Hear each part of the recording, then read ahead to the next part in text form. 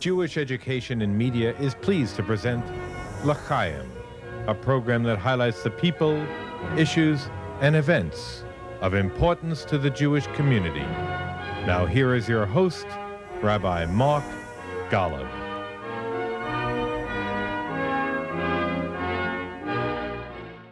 I'm Mark Golub, and the transcending value and ethic in the Jewish tradition, according to halakha, Jewish law, is the mitzvah of pikuach nefesh, of saving a life. The essential theme of Judaism is life, to choose life, as we read in the book of Deuteronomy. L'chaim, to life, is the way the Jewish people celebrate and toast the joys of life. And according to the Talmud, even the laws of the Shabbat are suspended in order to save a life. Pikuach nefesh doche et haShabbat. And the reason our sage rabbis said this, and said, if the laws of Shabbat, the most important laws in the Jewish tradition, if the laws of Shabbat may be suspended to save life, how much more so may any and every Jewish law be suspended to save a life. As the Talmud teaches, one who saves a single life is credited with having saved all humanity. The Jewish tradition is all about people and about life and about protecting and saving life. It's why the rofeh, the doctor, the one who heals and sustains life, is viewed by the Jewish tradition as literally doing God's work.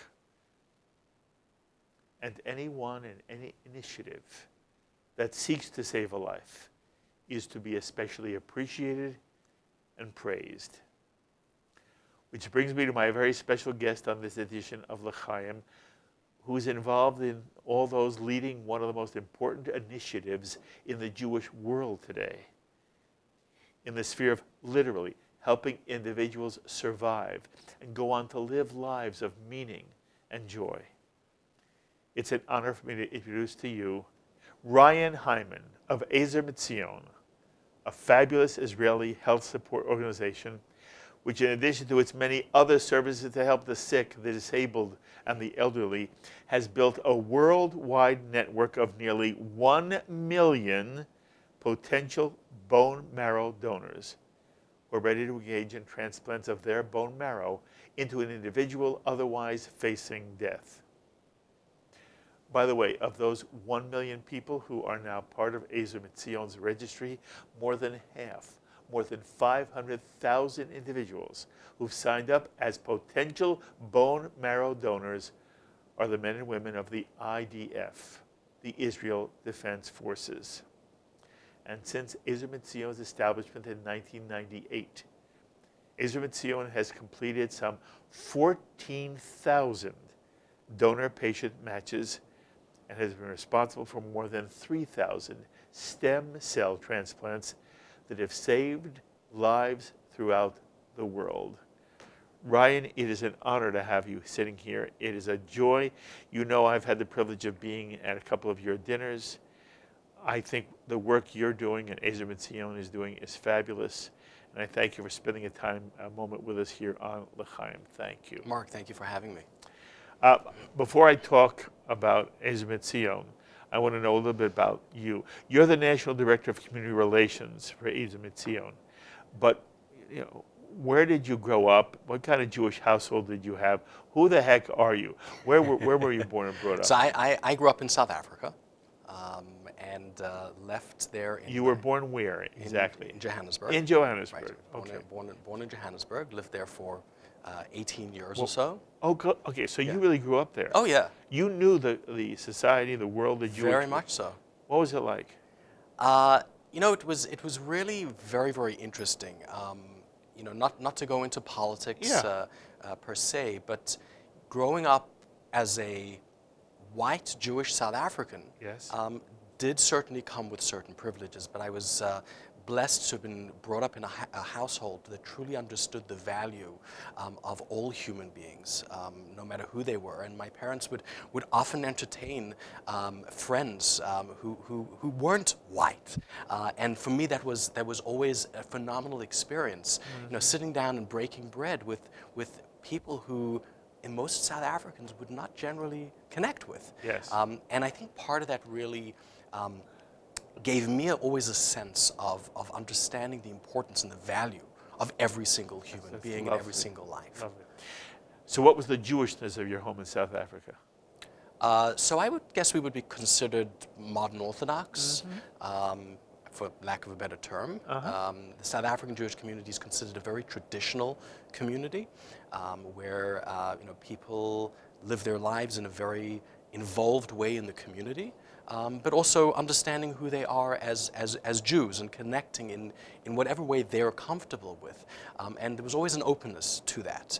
No one was ever judged for being more to the right, more to the left. Everyone was very, very welcoming. And it was always, for us, really something tremendous. What were your parents like? Who were they? What was their names? So my parents are Mark and Beulah Hyman. Yes. They actually still live in South Africa. Marvelous. And you know, they as I said, they brought me up in a way of understanding the value of human life and human dignity. Siblings? I have two sisters. I had a brother actually who passed away, unfortunately.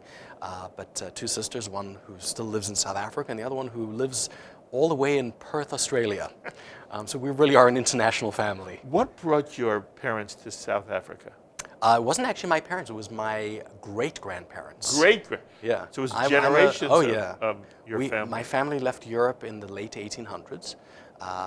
We don't know why, but they left and found their way to South Africa and made lives for themselves there. It was you know, really tremendous. I'm somewhat of a rarity. Most South Africans are not fourth generation South Africans, Jewish South Africans, but I was, and you know, really proud of that fact. It sounds like then your parents lived through the change in South Africa from apartheid to non-apartheid. Not just my parents, me too. But how old were you then? I was 18 at the time. Okay. So just as I was leaving South Africa. Okay. I still remember my first election that I voted in. I voted from Israel in the first election I was able to vote in. Not only that, the first election, 45 million black South Africans were able to vote in.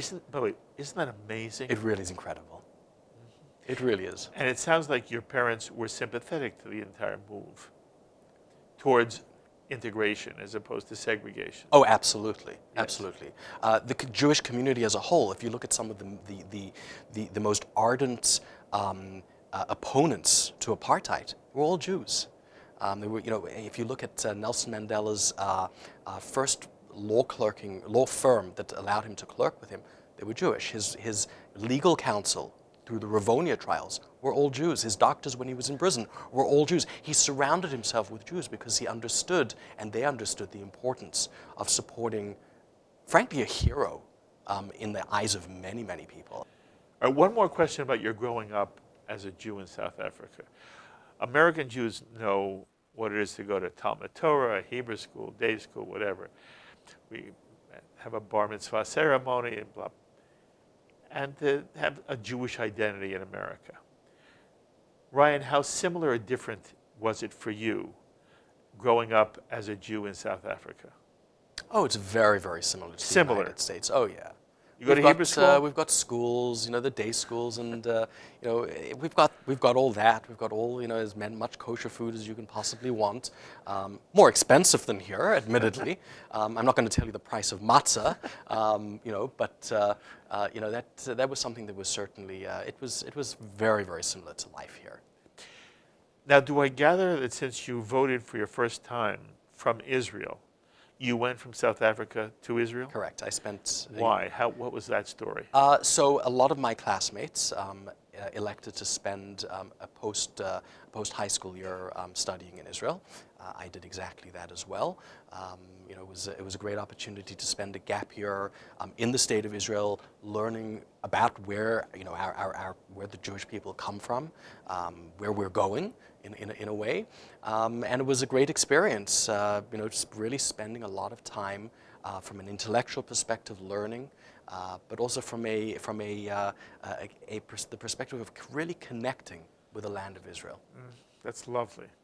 After Israel, where do you go? So after Israel, I came to the United States, Because? very specifically to study actually at Yeshiva University, where I have my bachelor's degree. I went on to actually work at Yeshiva University. I used to spend summers working in the Office of Admissions. I wanted to spend summers in New York, and the only way I could do that as a non-citizen was working on the university campus.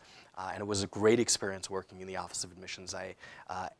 Towards the end of my YU experience as an undergrad, the director of admissions approached me and he said he'd like me to apply for a position as a professional in the Office of Admissions. And I always joke that the difference between working at Yeshiva University as a student versus working there as a professional was I put on a tie.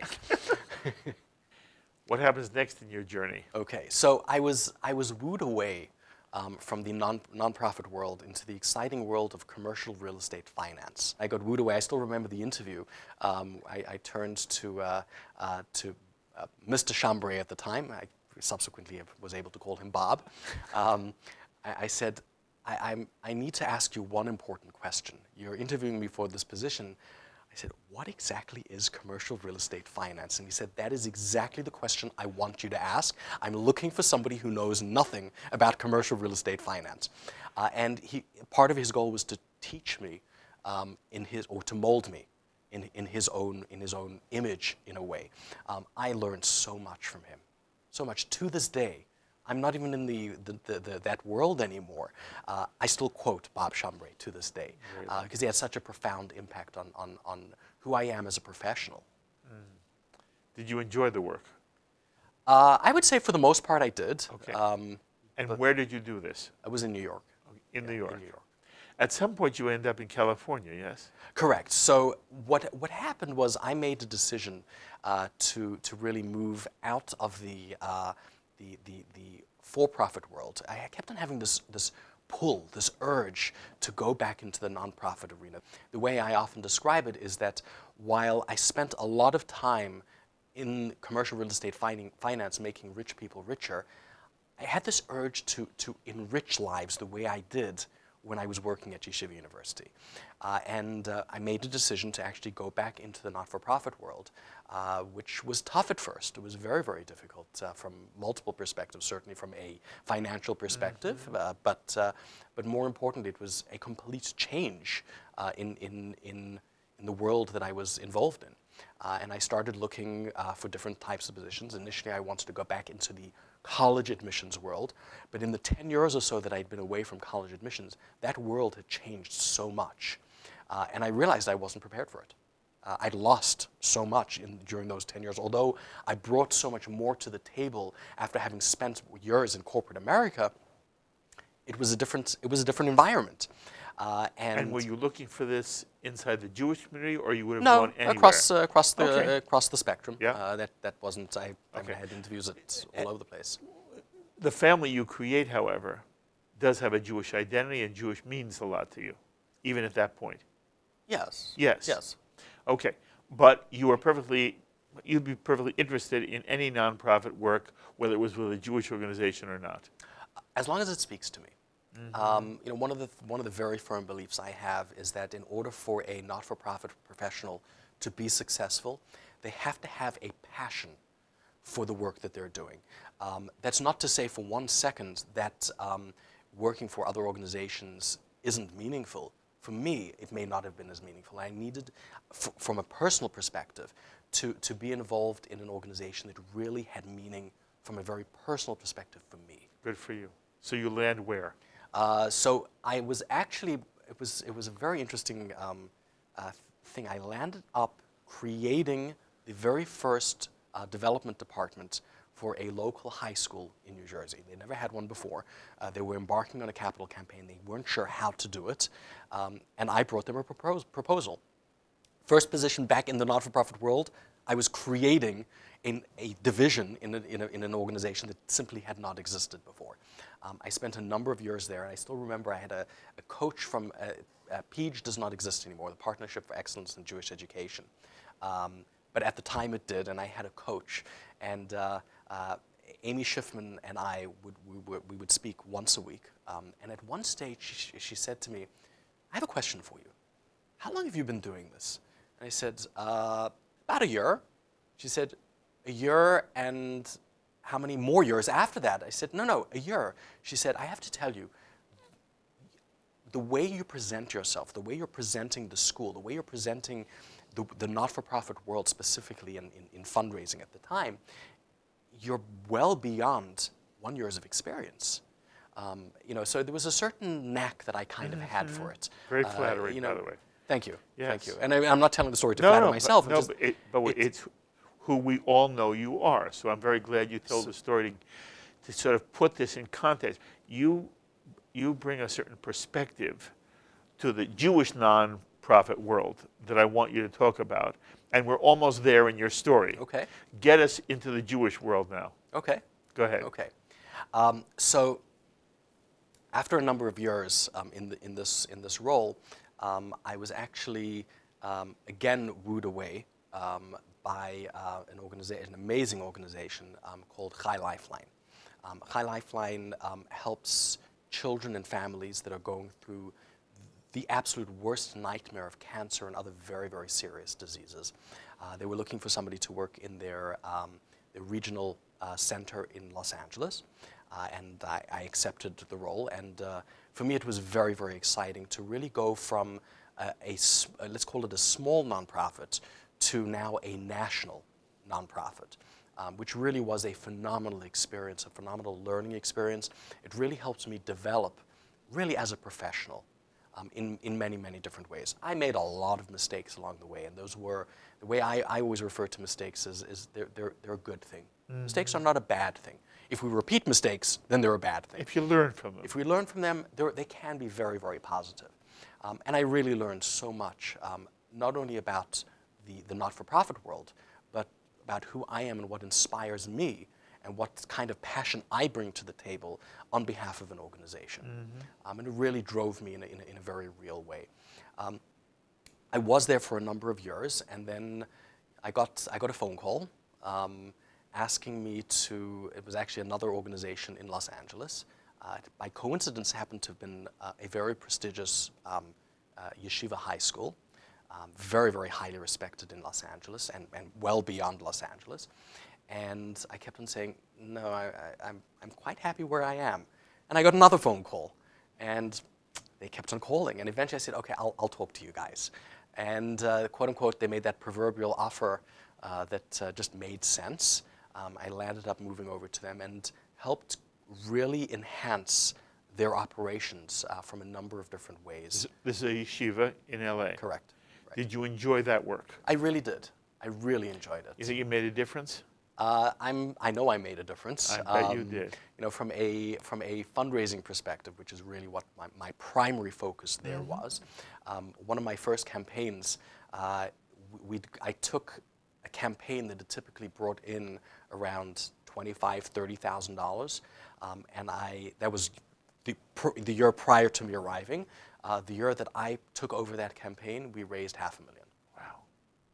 So that's something I'll be honest, I am pretty darn proud of. You should be very proud. I really am. But it was involved in a number of different ways. We worked on an $18 million capital campaign, which was, I walked through the building when I visited Los Angeles recently, and there's an immense sense of pride walking through yes. a building that I felt, yes. I didn't lay the bricks, but it was, without it you, it wouldn't be. Right. That's what, good for you. So, that's something that was immensely... Okay, as we travel your journey, yes. then where? So, as a family, we made a decision to move back to the East Coast.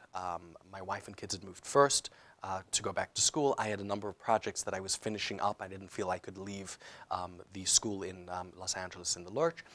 So we made the decision that I was going to commute, which is exactly what I did. And while that was happening, I had started looking for a position that that I could feel passionate about. And a recruiter, an executive recruiter that I was working with, told me about Ezer Mizion. And I have to tell you, I'd never heard of Ezer Mizion in my life. I had no idea who they were. The first thing I do is I went online and started doing a little bit of research, and I started realizing that this is not just a small little organization. This is a really, really large organization. And I started doing more research, started figuring out who they were, what they do, etc. On one of my trips, I came in for an interview. I met with the executive director. I met with the CEO from Israel. I experienced something during that interview process that I'd never experienced before. This was one of the most intense desires to work for an organization that I truly, truly believed in, without knowing really much about them other than what I'd found out on their website and a couple of other places.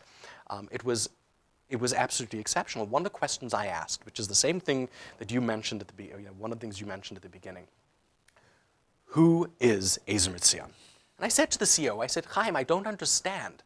Okay? I said to Chaim, you're Israel's largest paramedical organization.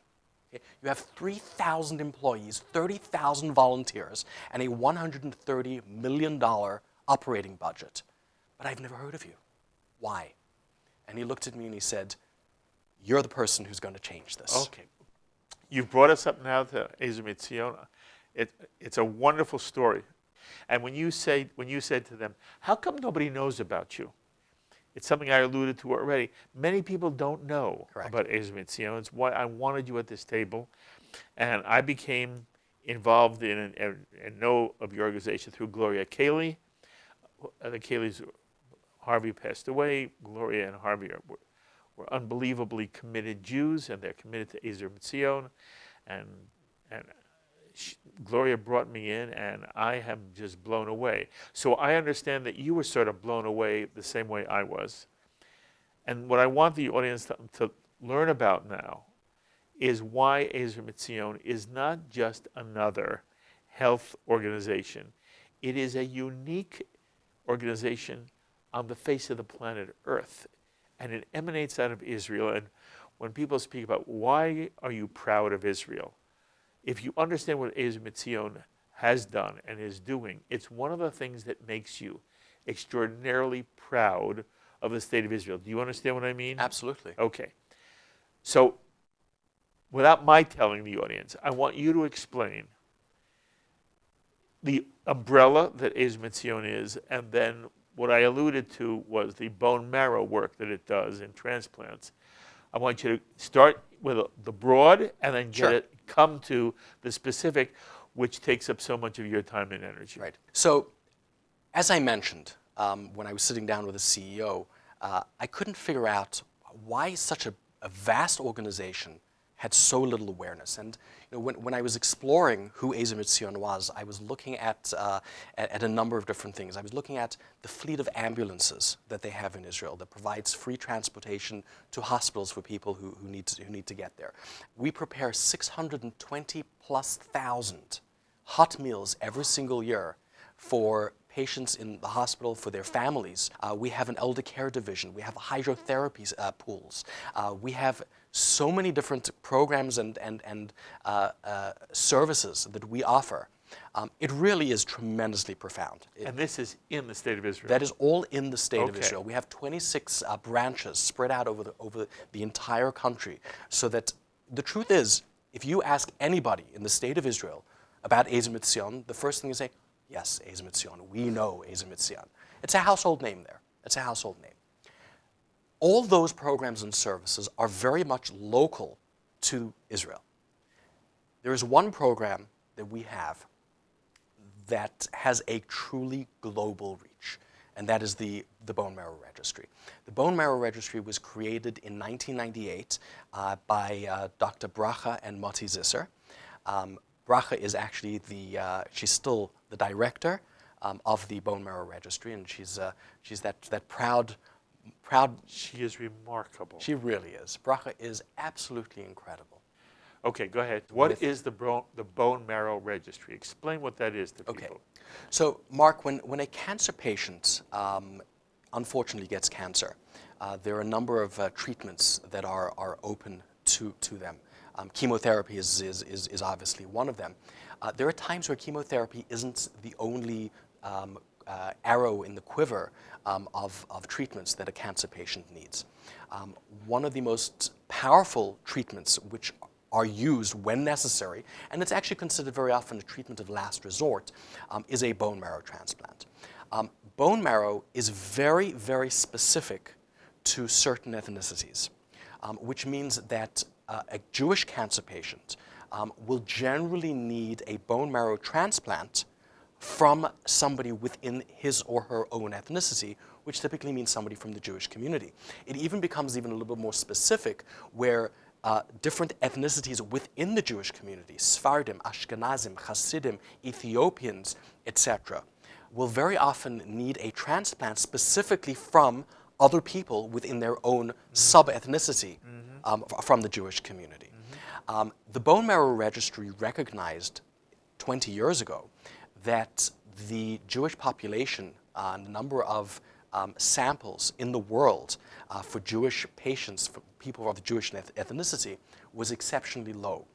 The reality is that 20 years ago, the chances of a Jewish cancer patient finding a match in order to do a life-saving transplant was an abysmal 8%.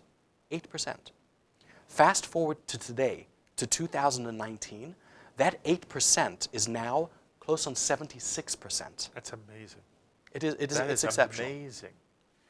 There's more than a 75% chance that a Jew who needs a bone marrow transplant for any chance of survival, the chances of finding someone are now 75%, as opposed to 8.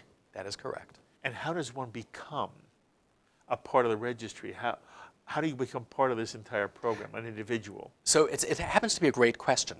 20 years ago, when the Zisers had first started the bone marrow registry, they were going out to people and saying, look, we've established this bone marrow registry.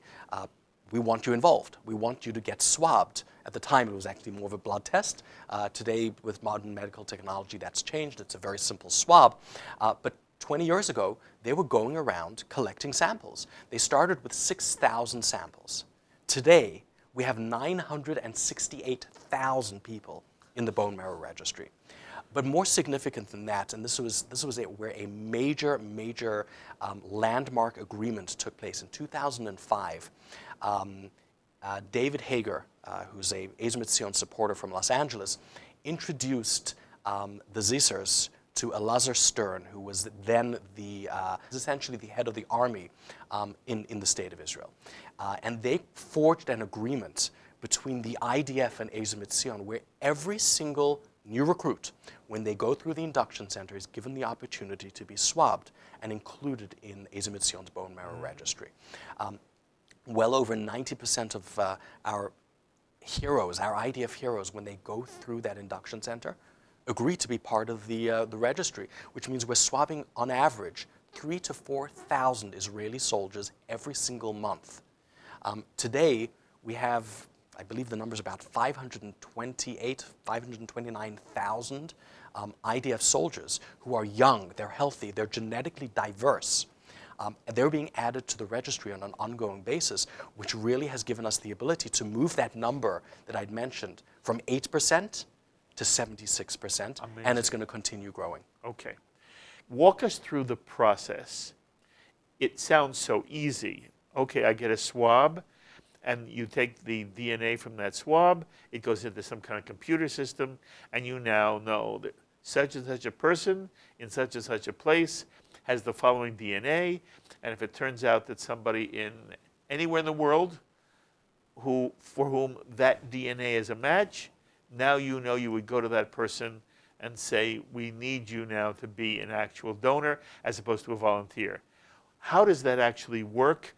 And I want to know to what extent the process is complicated for the donor.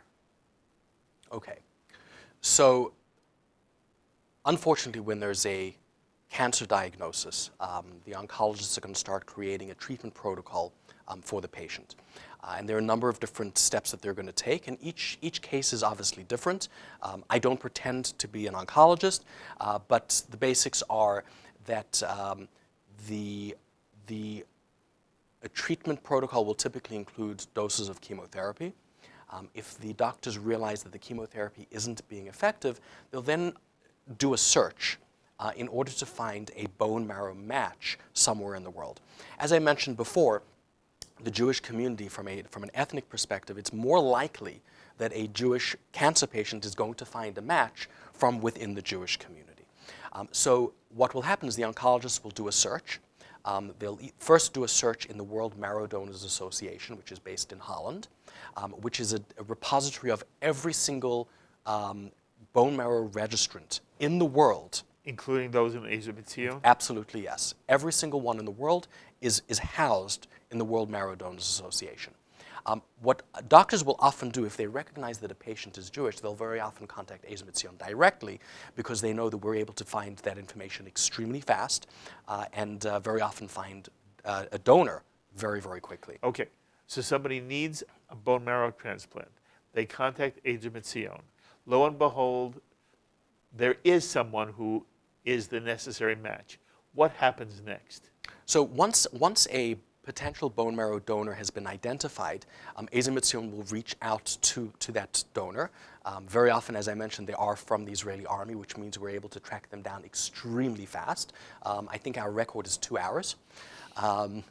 But that's only the beginning of the process. The next thing that happens is that potential donor has to go for additional testing to make sure that the tissue typing is a match between him or her and the potential recipient.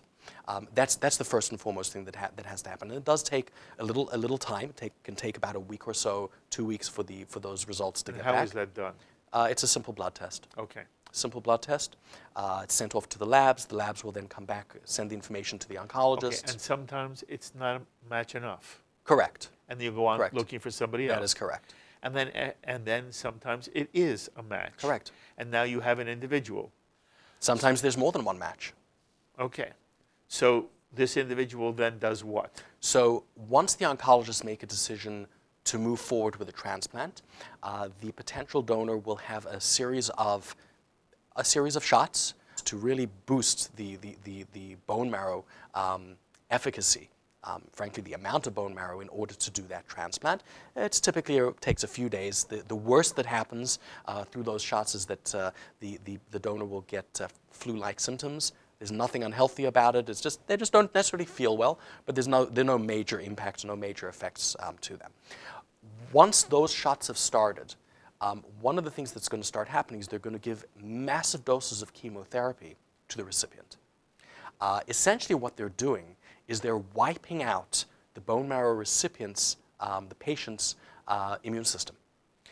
Because otherwise, the second they insert the stem cells from the donor, there's going to be a rejection.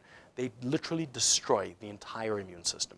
Once the bone marrow donor's stem cells have been harvested, which is a very easy process. They typically will go to either our harvesting center in Israel, where they're hooked up to a harvesting machine. The stem cells are removed. The blood is put back into their body. Takes about 6 to 8 hours, depending on a number of different situations, but then they're done.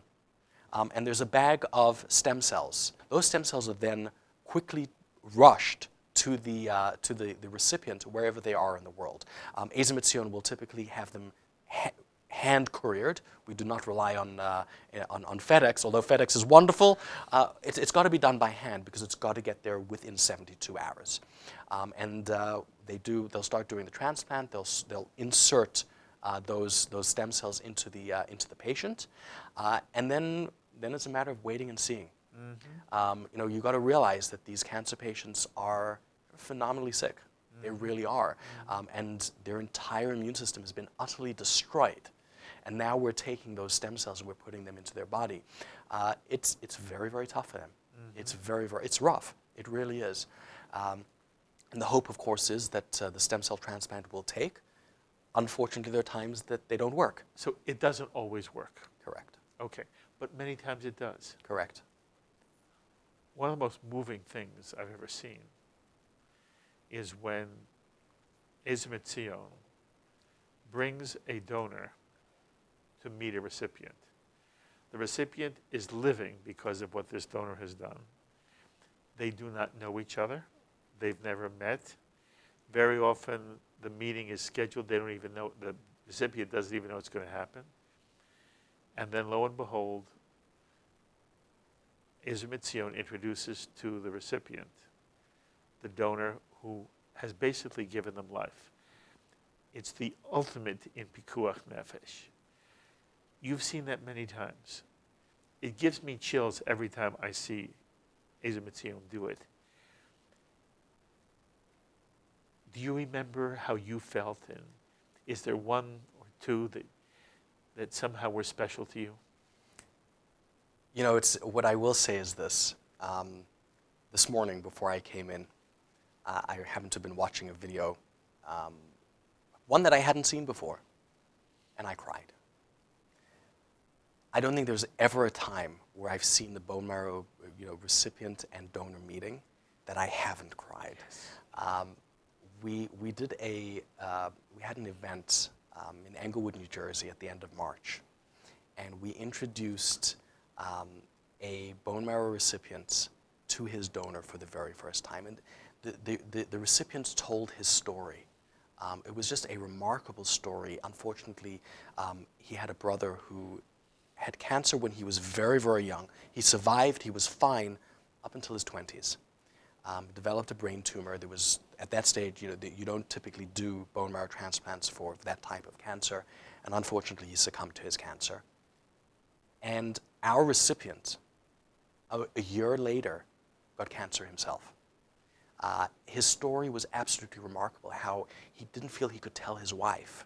He didn't feel like he could tell his mother, who'd been through hell, not once, not twice, but about to go through it for a third time with another son. And then he met his donor.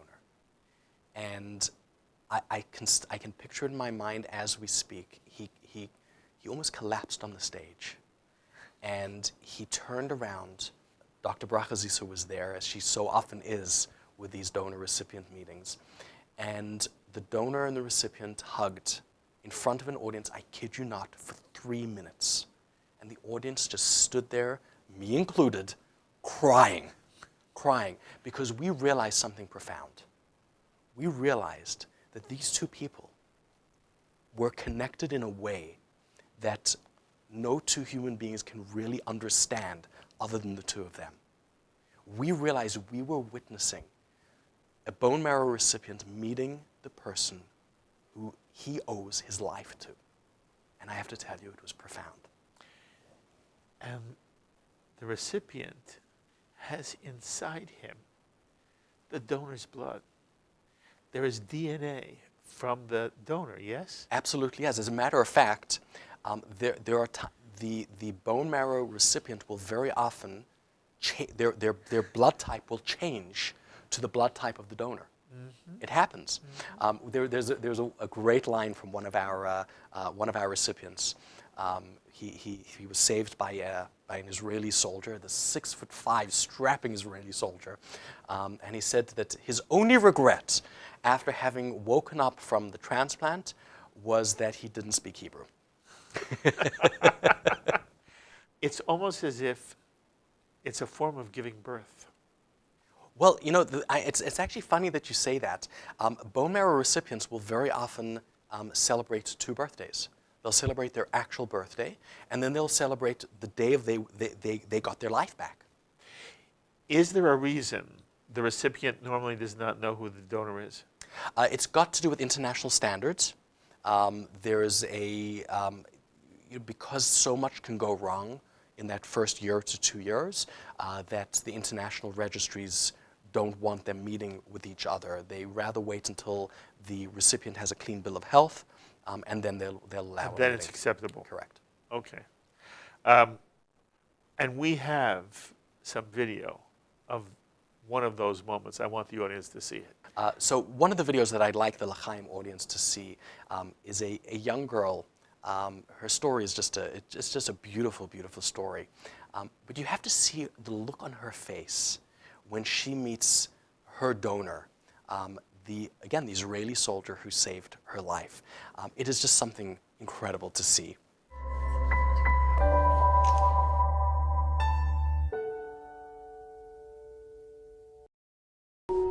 אני חזקה.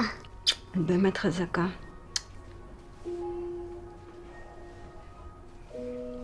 הכל יהיה בסדר.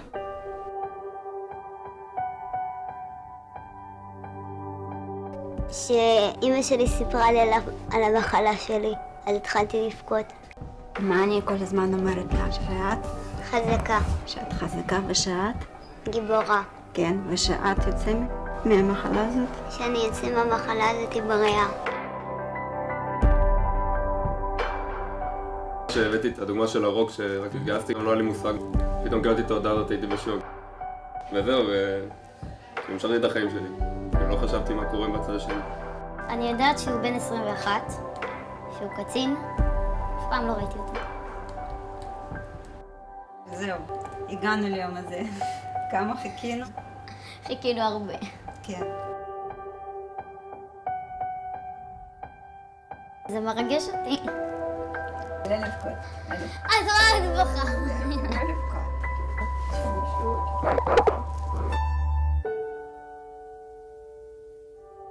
אני חושבת שכבר פה הלב שלי דפק בום בום בום בום בום בום.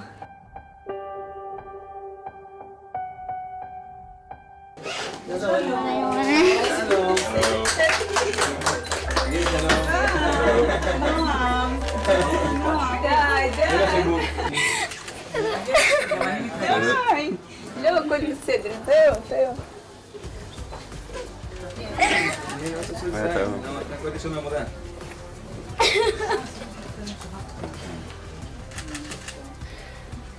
תזכור שאתה בן אדם טוב, עם לב טוב, תודה מה שאתה עשית לנו, בסדר?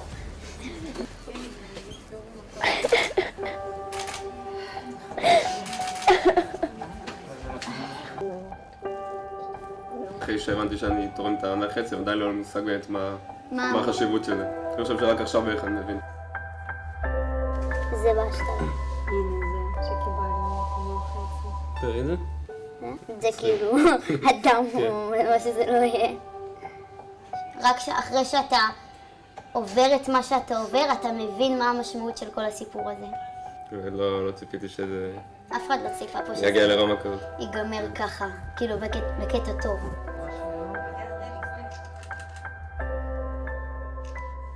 Right, and that's amazing. You have another video for us as well. Set that one up for me.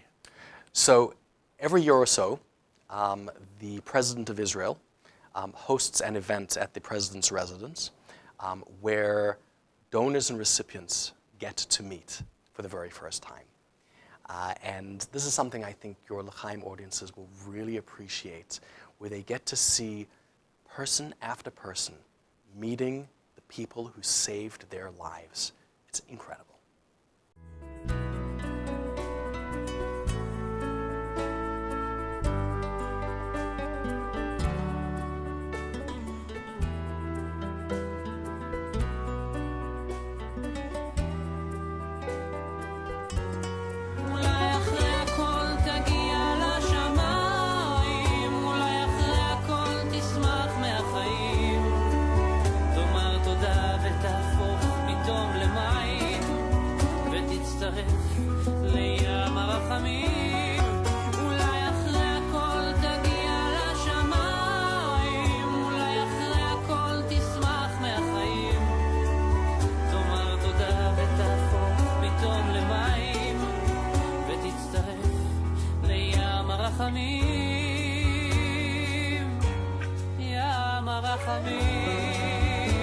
שיתוף הפעולה בין צה"ל ועזר מציון הציל לא נפש אחת ולא שתיים, אלא למעלה מ1,100 השתלות מח עצם שהצילו חיים.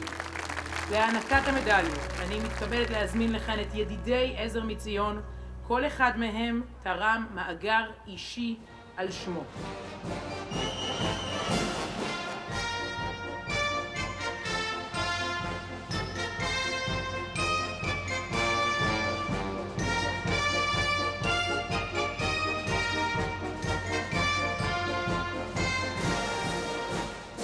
אנו בצה"ל רואים בתרומת מח העצם כשליחות להצלת חיים. שיתוף הפעולה הענק והחשוב הזה היה תחילתו של פרק נוסף במסע שלנו, המסע לחיים. זכינו להציל, ברוך השם, 2,200 איש בישראל ובעולם.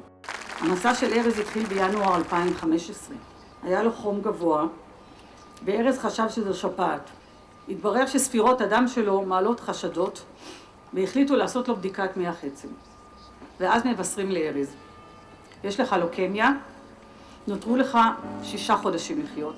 מבחינתי, 6 חודשים לחיות לא באים בחשבון. הייתי מוכן להילחם על חיי. ב-18 ליוני 2015 ביצעו בי השתלת מח עצם מתורם זר, אשר לולא הוא לא הייתי עומד כאן היום בפניכם.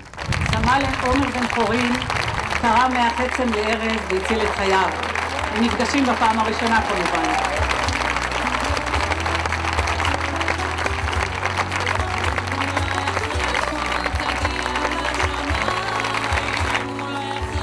חשוב לי להגיד שהתורם של עומר בן חורין הוא המאגר של דוד פרג'ון ומשפחתו.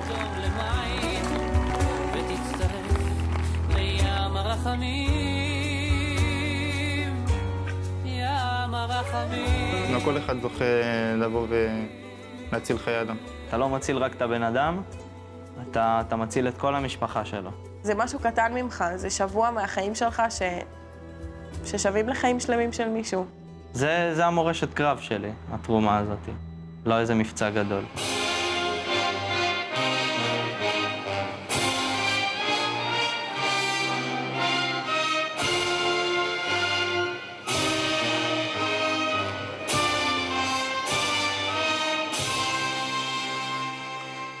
It moves me every time I talk about it, every time I see it. And Ryan, you're helping make this possible. So it must also give you, it's even more than pride, tremendous, tremendous inner satisfaction that you're helping a moment like that happen. And I want to come back now to the question, to the point I made in the open, and you made the same point when you were describing your interview at Ezer Mizion. Why don't people outside Israel understand that this exists and know more about it? That's a phenomenal question. And I know that our mutual good friend, Gloria Cayley, is very passionate about making sure that Ezer Mizion's name really does become a household name here in the United States. Let me be honest, Mark, we haven't done a great job over the last 20 years really letting the American Jewish community know who we are. Okay. May I give you a different... Sure, absolutely. My answer is there are certain priorities in every organization. Okay. There were many priorities that absorbed Ezer Mizion's time, attention, and resources. And as it's almost as if you've entered now another stage. And now one of your priorities is making sure every American Jew knows that this program exists for 2 reasons. Number one, you can always use more financing because it costs money to create the registry and maintain the registry, correct? Correct. And the second is there could be individuals here in America who would want to become part of the registry. Am I correct? Correct. Okay. And so one of the reasons why you and I are both sitting here is we want American Jewry to know what Ezer Mizion is and what it's doing so that our audience and American Jews all over America, they can not only see the kind of video we've just seen, they can help make it possible. And first of all, I'm so proud of Gloria. And everybody understands that Gloria has helped make JBS possible and does so. She and her husband, Harvey, have been so wonderful in supporting what is, perhaps now the most far-reaching educational initiative, certainly on the American scene, maybe in world Jewry. And the Cayleys get enormous credit. But they also have been devoted to Ezer Mizion. And what we want to do is make sure American Jewry knows what you're doing has an opportunity to support you if they wish, and has a possibility of actually participating in this program. Sarai, what do you see now as the future? What do you hope for Ezer Mizion at this point? This is what you're devoting your life to. Where do you hope to move Ezer Mizion as you go forward? You know, Mark, I mentioned at the beginning that 20 years ago, the chances of a Jewish cancer patient finding a match was that horrendous 8%, and that today it's at 76%. It means we still got a long way to go. We've got to bridge that 24% Good for gap. you. Look, are we ever going to reach 100%? No. It's not possible to reach 100%. But we've got to strive to get as close as we possibly can to that 100% mark, so that any time a cancer patient anywhere in the world needs our help, the answer is yes, we have a match. I want to be able to say that to every single patient. We've got a long way to go. You know, one of the ways that we can get there is really by increasing the size of the registry. As I mentioned before, we grew the registry from 6,000 in the early years to 968,000, probably more by the end of this interview, you know, that are today. We're close on 1 million. We need to get to 1,250,000, 1,500,000. We need to grow the registry as much as possible. Here's the reality. Every single swab of IDF soldiers or any swabs that we do anywhere in the world cost the organization $50 each. That's an expense that we proudly and gladly expend to save lives. I'll tell you this much. A number of years ago, we did a massive, massive bone marrow drive. As a matter of fact, it is to this day the world's largest bone marrow drive ever. We swabbed within the course of a week 64,000 people in order to save the life of a young girl in Israel. Amazing. But it's an expense. It really is.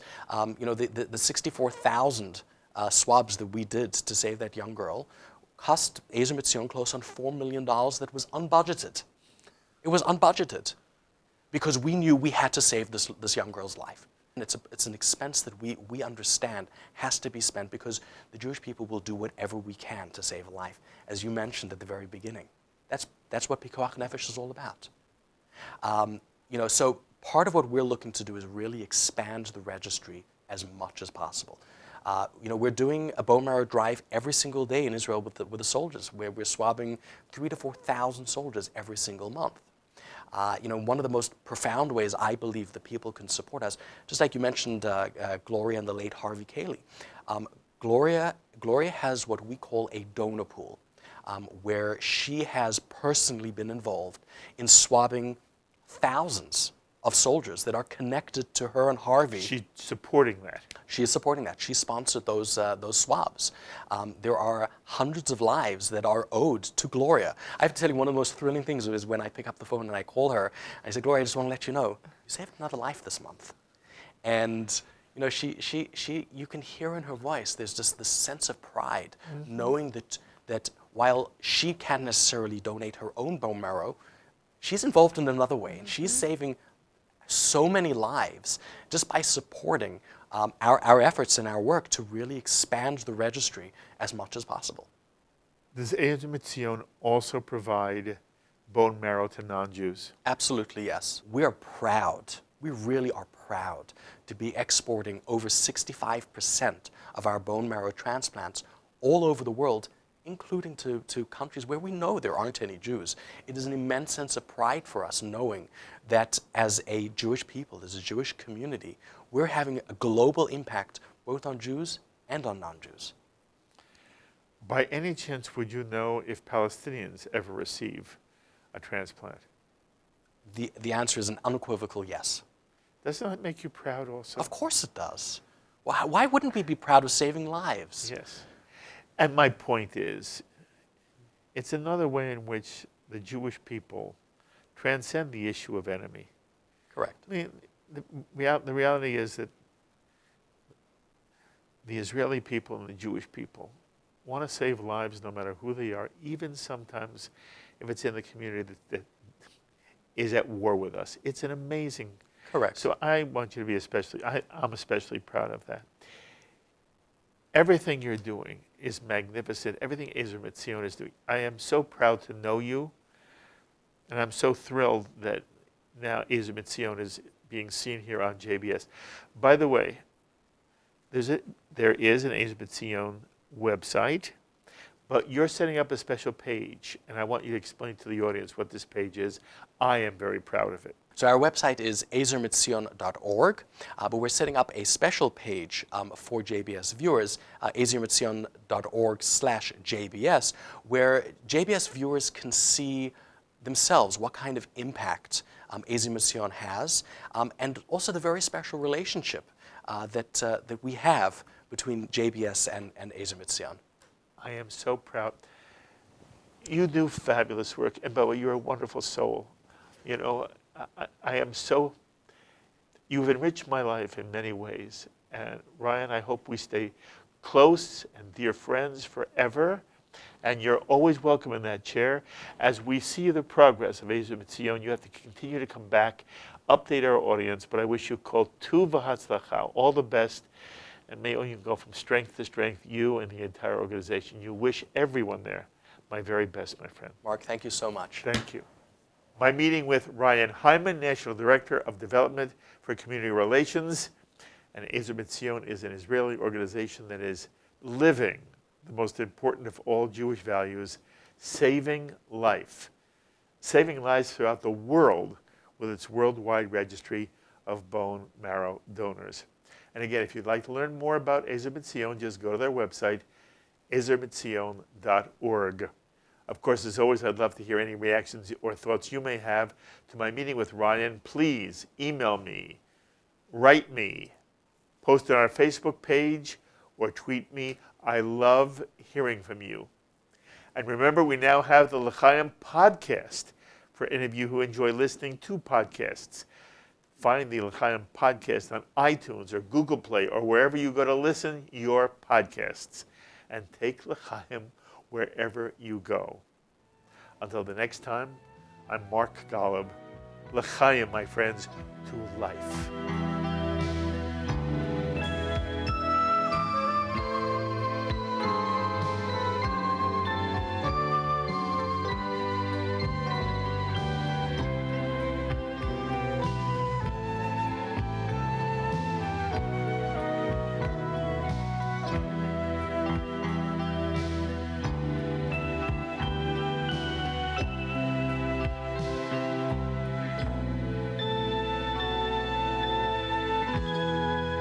L'chaim is a presentation of Jewish education in media.